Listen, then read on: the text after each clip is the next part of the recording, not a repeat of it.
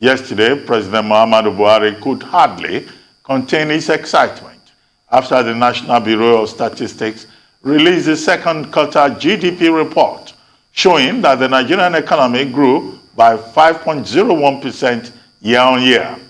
The economic data released by the NBS was the strongest since the president assumed office in 2015. The last time the economy recorded such a strong performance was in 2014 under the Goodluck Jonathan administration. The steady recovery observed since the end of 2020, with a gradual return of commercial activity, as well as local and international travel, accounted for the significant increase in growth relative to the second quarter of 2020, when nationwide restrictions took effect. The growth was also supported by the base year effect of the second quarter of 2020, when GDP grew by -6.1% due to the COVID-19 pandemic. A further breakdown showed that the oil sector continued to contract in 2021, recording a 12.65% dip year-on-year in the second quarter. It also represented a decrease of -6.02 percentage points relative to the growth rate recorded in the corresponding quarter of 2020. On the other hand, the non-oil sector grew by 6.74% in the second quarter, driven by double-digit growth in the trade, insurance, power, and transportation sectors. Now joining us for a comprehensive analysis on the second quarter economic performance and its impact on the livelihoods of the Nigerian people is Ndubuisi Nwokoma, a professor of economics and director, Center for Economic Policy Analysis and Research at the University of Lagos. Good morning, Professor Nwokoma, and thank you very much for joining us on the morning show. Thank you. Thank you for inviting me. Thank you. Yes, thank you for joining us very quickly. I mean, the latest GDP figures and the excitement across board, I must say, about how we've been able not only to survive recession, but also to record this 5.01% growth. How important is this? What are the implications? What are the realities? What else do we need to do? Thank you for the questions. Thank you for inviting me once again.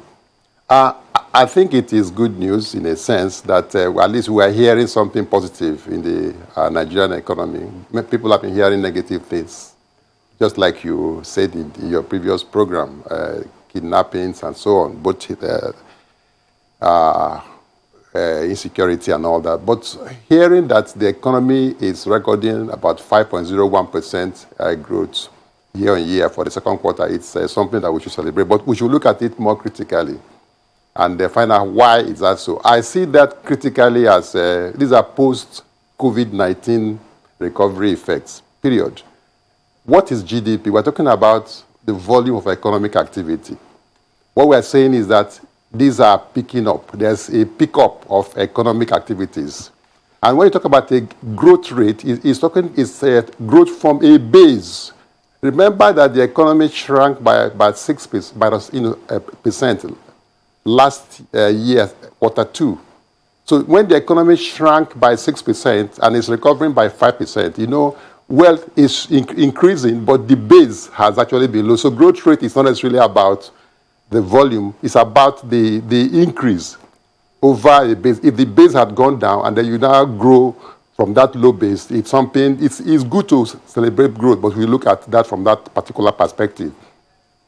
And then secondly, you want to take a look at the growth drivers. Transportation. Last year, people hardly traveled. Aviation was almost gone down. Now people are traveling. So there is an upsurge in that sector. So definitely the growth will go up. Now the issue is whether with the level of GDP that we are attaining in the past has been reached or not is another issue. But the fact that from that low base, we are able to add something that is quite significant. Take a look at services. Many people work from home. ICT has been enabled in being able to enhance work. people can still achieve the level of output that they were achieving before, compared to what happened in the year when everything was locked down. So if you take a look at it, that the growth is talking about an increase over what it was, then we know that, yes, we should celebrate, but we should take it with some pinch of salt. And then we take a look at mining. There have been increase in coal mining and, the mining sector generally, because government policy has actually been able to enhance activity in that sector. So we can see that, yes, we need to keep on along these lines.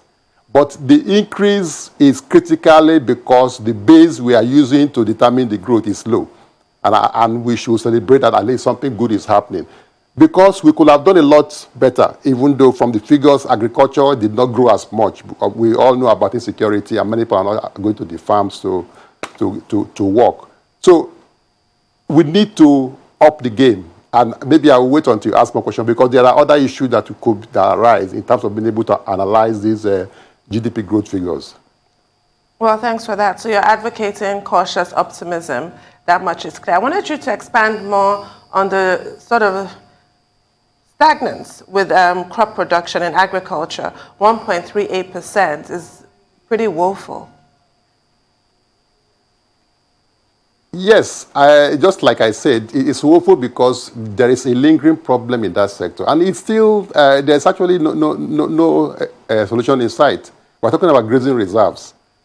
And it's quite contentious. And the farmers actually are scared of going to the farms. So the output for agriculture, which is the highest contributor to GDP, is actually under threat. It's growing. And then we can see that during the period of farming season, when the rains are on, we need to see some very significant growth figures in agriculture. But it's not so. And when there's still the threat that this problem of ranching or no ranching or grazing reserves are still on there in the public domain. So there's still that fear about insecurity. So the output of agriculture actually may not grow as much as it ought to grow. So that's an area that government needs to look at. If we don't address insecurity, we keep on going around in circles and not being able to bring about the desired growth that this economy ought to have. We've been going down over the period, recession, coming out of recession. For the past 3 quarters, we've been having economic growth. Fine, beautiful. But like I said earlier, it is from a low base. When the economy has shrunk and it's coming up again, you will expect normally that the growth figures will be high. It is when we now begin to stabilize to where we were before, then we cannot begin to now meaningfully say whether the growth actually are real, what we should celebrate or not. So agriculture needs to actually grow more than this. And for it to grow, we should address the issue of insecurity. That people can go to the farms without fear of being raped, without fear of being killed, without fear of being kidnapped. We should address those issues. If we don't, the growth figures we are having now may not be as much in the next quarter or the quarters after that. I mean, let's address agriculture and double-click on that and expand that further. Most of that growth came from crop production, which I find very curious because we've had a lot of crop failures due to insecurity. People can't harvest, the crops rot away on the farm. So what was the statistical modeling despite those crop failures? I mean, check cases like what happened in Zabamari, where rice farmers were killed, where they went to harvest rice. And another veritable sector that we should think should spur growth, but has caused a lot of security imbalance, is the livestock sector of agriculture. So we're fighting about livestock in this country, grazing roots and the likes and all of that. And the livestock sector is almost dormant. What are the ways we can, increase and spur growth in those areas? Owing to the fact that agriculture is a very veritable tool to creating employment for the teeming population. I agree with you entirely. And if you take a look at what is the contribution of livestock to GDP, it's quite insignificant. Why all this cry, all these problems and all this confusion and all this contention about livestock? What is the contribution of livestock to GDP? We need to ask that critical question. The bulk of the GDP of agriculture to GDP comes from crops. So why are we so much concerned about livestock in the country when we look at the contribution of livestock to GDP?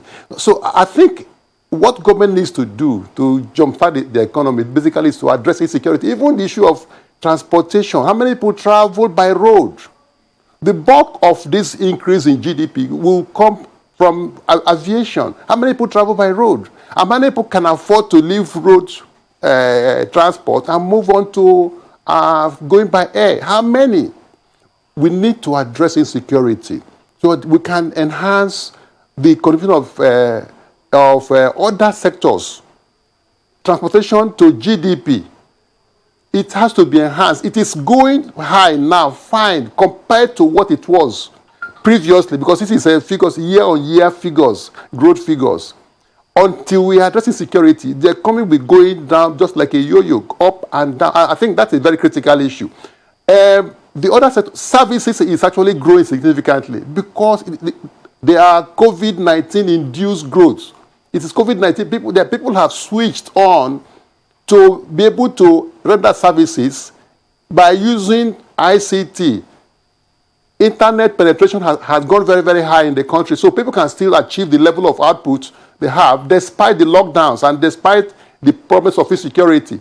So I think the critical issue is that we should be happy with the growth in services, transportation, in the mining sector. These are areas which will be, and agriculture actually grew slightly.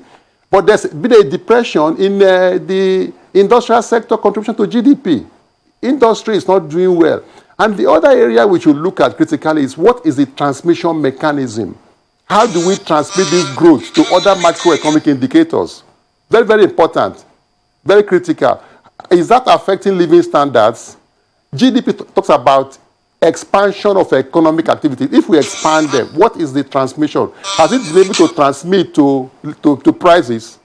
Very, very critical. If we don't look at that very much, we just celebrate increase in volume of growth, but we should see that reflecting in people's living standards. Until that is done, it will just be a growth that may not be actually, I cannot lay our hands so that could be tangible. But it is a good thing to grow. Growth is good for the economy, and then the next thing is transmission, distribution issues, and how it affects other macro indicators. It is when we get to that point, we can now begin to celebrate and then be able to say that, yes, the economy is doing quite well. Comparatively, we are doing well because the past was not very good. So we are increasing, going beyond. It's like somebody who was in a class of 50, you are 49th position, and then tomorrow you now grow 5 places to become the 40th position. Out of 50, you still have a long way to go, but you have increased from being 49th in the class to being the 40th.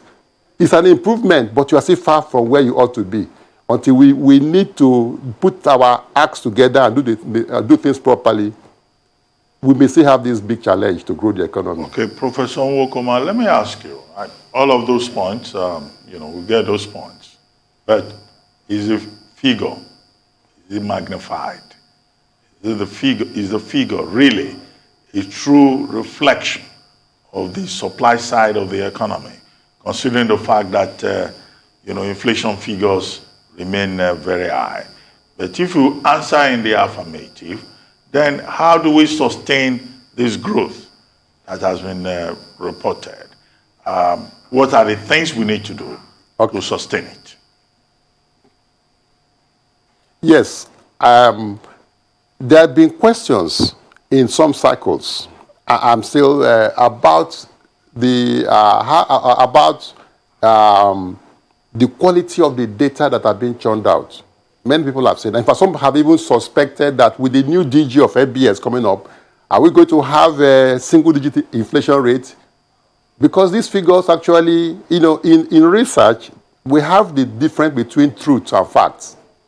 In research, when you talk about the research methods, or in data collection, there's a difference between truth and fact. What we have before us are facts, which are given to us by an authentic body, authority, license, or license to perform such activities, such duties, to give us data on macroeconomic indicators. But people have questioned, are these the truth about the state of the Nigerian economy? They may be facts, but is that the truth? Because if we have an MBS that can't be compromised, we'll be having data that will tell us what we want to hear. That is the issue. So we need to talk about the validity of the data that we churn out as a country, so that we can actually face the facts that are face the problems that are confronting us. So if we have inflation still very, very high and GDP is growing, we should not celebrate yet. Let us see the transmission, that there's increased output, there's increased production, and then that will lead to higher, incomes are expanding, and then it should transmit onto prices. That's the issue of inflation. There's the transmission mechanism. When you have increased output, it should affect prices. If there's no significant effect in prices, you now begin to wonder whether those figures that are being shown are real.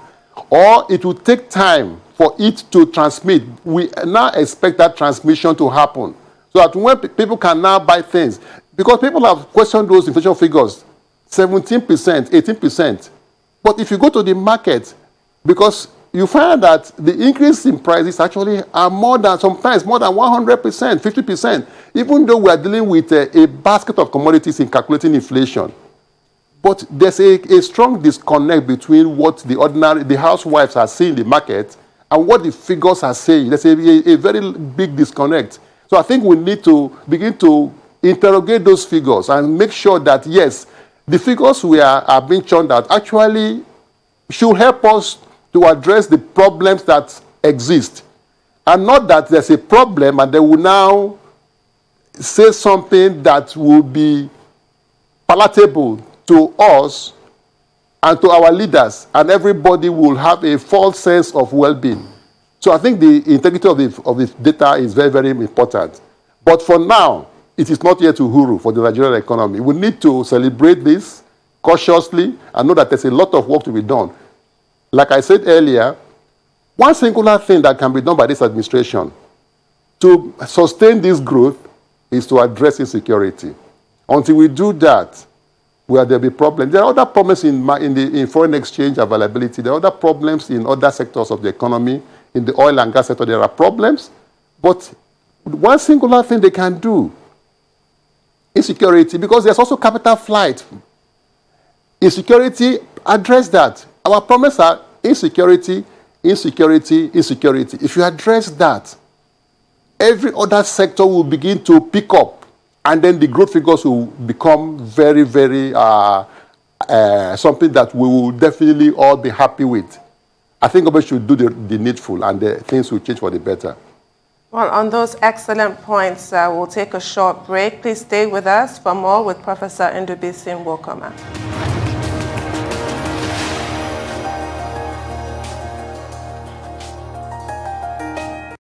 Welcome back to the morning show here on the Rise News. We're still with Professor Ndubuisi Nwokoma, Professor of Economics, Director, Center for Economic Policy Analysis and Research at the University of Lagos. So before the break, you were making excellent points just about how it's one thing when we read figures, it's quite another, the real practice, living, what we actually pay for all kinds of things. We had this conversation during the break. The price of everything, like you said, is double. It's not 17% higher at all. And also about security. What other low-hanging fruit can you sort of point to? Because right now, I think the government needs all the advice that it can get. Yes, government needs to actually get into addressing the issue with availability of foreign exchange for manufacturing. I think it's very critical. We need to grow manufacturing. We need to, because for the normal trajectory for economic growth in many economies, it's from agriculture, you transit to industry, and then you transit to services. That's the normal trajectory. China, for example, grew by enhancing industrialization. India grew by enhancing services. And I compare India with China in terms of the trajectory of their economic growth. China was able to take over 500 million people out of poverty by taking the route of industrialization, industry. But India, actually, they say is the software capital of the world. They are more into services. So we are taking the path of India, talking about growth in services. That's what the path we should take. We should need to enhance industrialization. We need to make sure, because that sector is shrinking, and how do they get foreign exchange for their imported inputs? Because currently, even though that is not the optimum point, we ought to get to where they begin to import inputs. But for now, that is where we are. How do we make available for them foreign exchange to be able to look at the exchange rate? It's going high, and when they buy raw materials at that particular price, what will be the price of their final output? The factory gate price is usually very, very high. So we need to focus on industrialization. It shrank in this report. We should transit from agriculture to manufacturing and then to services. But if you take, even when the GDP was rebased under Jonathan, we had a very large services sector, over 50%. Services sector. We are jumping the middle, which is industrialization. We are skipping from agriculture down to services. We need to change that trajectory and move on from agriculture, add value to our products, add value, process them, create jobs, and enhance inclusive growth. So when we do that, then we can now go into services, and then the economy will have a sustainable growth. So we need to address the problems of that particular key sector. The middle, industrialization needs to be addressed. If we don't do that, we say we are growing through services. When we jump the middle, which is industrialization, manufacturing, they are suffering. The growth cannot be sustained for a long time, and it will not be highly inclusive, because many people are involved at the first stage, which is agriculture. Second stage, which is industrialization, is actually thin. And then services is like it's like buying, selling, using ICT. It's good, but that should be the ultimate point we get to, and not jump from point A to point C. And then the middle is very, very weak, and the economy will not have a strong foundation. So we need to address that problem of industrialization, of manufacturing. They are crying all the time. There's a high cost of foreign exchange to buy their imported inputs. There is no infrastructure. There are no roads. There's no security for them. They provide their own water, provide their own security, provide their own access through feeder roads, provide their own power. And with all that, the factory gate price of what they produce will be high. That's a critical middle, which we are ignoring. And we're only paying lip service to that. If we don't do that, we can be growing by so many percent through services.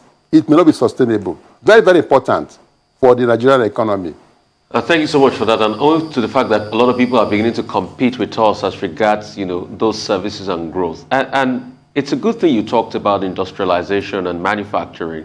Because at a point in this country, in the 70s leading up to the 80s, that used to be close to 10% of the GDP in this country. It's the good old days of the textile factory in Ogun State, the lace factory and the likes, and some other factories all over the country. But today, we don't see those factories any longer. So how can we spur manufacturing growth vis-a-vis the incumbent headwinds of the, Africa Free Trade Area now? AFCTA, because we're going to have those challenges. Those countries too, with manufacturing capacity, will compete with our own manufacturing, and we have problems with foreign exchange and all of that. Are we looking at that, and are we getting ready ourselves for that battle?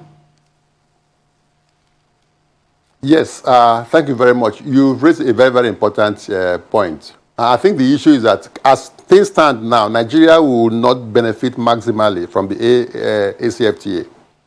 I happen to have done some work for the African Union in this regard. And we discovered that the way some countries are structured currently, of which Nigeria is part of, the benefits of the ACFTA, the free trade area arrangement for the continent, will benefit countries that are put in, that have goods to sell, particularly in the area of manufacturing.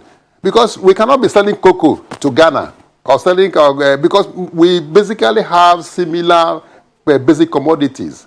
So what value you add to your basic commodity to sell to the other person will be your cutting edge. Nigeria does not have what it takes to compete on the continent currently. because we don't have a functional manufacturing sector where we need to add value. And many times what we do, we re-export.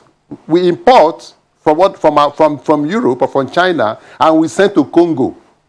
These are re-exports.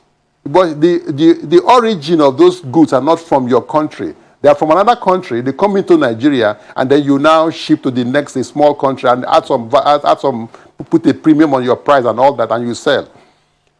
For us to benefit, we need to take a look at the operating environment in Nigeria.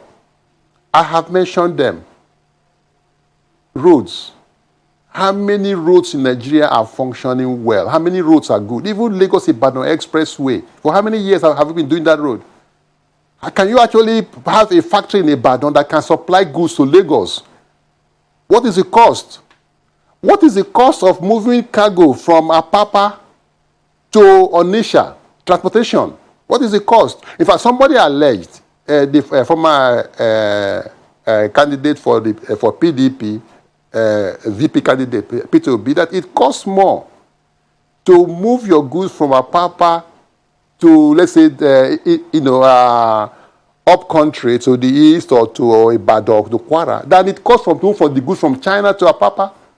So these are issues of logistics, issues of dislocations within the economy. And unless we do that and we're able to produce, if you are bringing in raw materials at such a high cost, after paying for tariff, cost, insurance, and freight, and it lands to move the goods to your factory somewhere in Port Harcourt at a very high cost.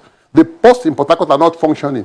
Then how can you now produce at a cost that can compete to sell to somebody in Niger Republic or somebody in Cameroon when we have free trade on the continent? So there are issues we need to address in enhancing manufacturing. And that is our basic selling point we need to have in being able to compete effectively on the continent. So it's a big issue. We need to address that middle, agriculture, manufacturing or industry, and then services. What we have done in these figures of GDP, we have skipped the middle. The middle did not grow. The middle actually shrank. But agriculture did not grow significantly. Agriculture was just 1.3%. But what grew is services. So it's like somebody with a very big head, tiny middle, and almost, that would be like a disfigured person. If it's somebody with a very big, the services is huge. Services sector is huge. The growth rate, the middle is almost dead. And then the agriculture that should sustain it is just wobbling. Then the economic structure is not right, and we need to address that. Okay, Professor Nwokoma, you made a lot of interesting points with regard to security and what needs to be done. But what do you think of the fear that has been expressed that this growth that has been recorded may not be sustained as the country goes into an election season mode, which is not far away, by the way. And so what will you say to the politicians? Because very soon it will be all about 2023, in fact, not very soon. It started already. Do you think that the obsession with transition, succession politics will pose a threat to the economy? Yeah, okay, thank you very much. For us to look at that critically, we should look at the growth drivers from these figures. What are the growth drivers? We have mentioned them. Transportation. How would that be affected by what will happen by election? Mining, coal mining has been revived to some extent. And other products in the mining sector. Would those ones be affected? Services, would they be affected? Because that is our strength. Transportation, movements, aviation, would it be affected? So if government actually would take a look at this, the growth drivers, and see how they can sustain these growth drivers, and then see how we can bring others that are bringing in this growth. Agriculture, transportation, manufacturing. Election actually would affect government capability to be able to finance these sectors because monies could be going to campaigns and all that. So definitely what one can say as a Nigerian who has interest in our growth is that government should let the economy run. I hope they will listen to that because over time find that because funds are not put in the critical sector that will grow the economy. Funds are diverted. The economy should allow because many people are really living below the poverty line. Nigeria is actually sustaining its position, as the poverty capital of the world. We should make sure that the economic sectors are allowed to operate, that politics should not in any way derail the little progress we are seeing, that the next quarter should be able to record something better than what we have. So I think it's an appeal, just like we have made, that funding to this sector should be sustained. I think if we do that, we can begin to have some growth somehow, no matter how little, over the next 2 or 3 quarters. What's your perspective, sir, on the 287 billion naira profits announced by NNPC for the first time in its 44-year history? Well, good development. At least they say how for do, anyhow. Now something like Nigerians say. So I think NNPC, in my opinion, should long have been privatized. That's my view, but so what we are seeing now is what should have happened long ago. We have the LNG. LNG has been doing well. We privatize it, have shareholding, let somebody else have the majority share, and we get dividends. And if that had happened to NNPC before now, I think NNPC would have been bringing out these figures even before now. We are celebrating what should have been celebrated long ago because it's like there's a lot of bureaucracy there.